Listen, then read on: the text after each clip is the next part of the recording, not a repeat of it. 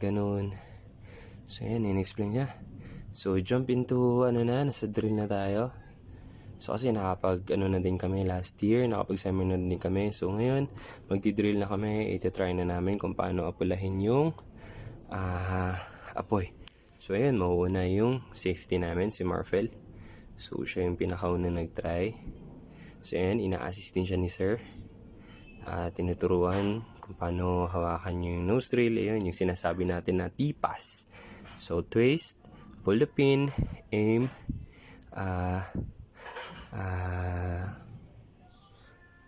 squeeze, and then sweep.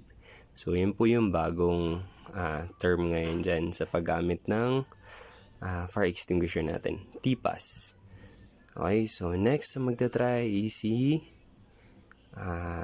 Michael. So yun, medyo malaki yung apoy.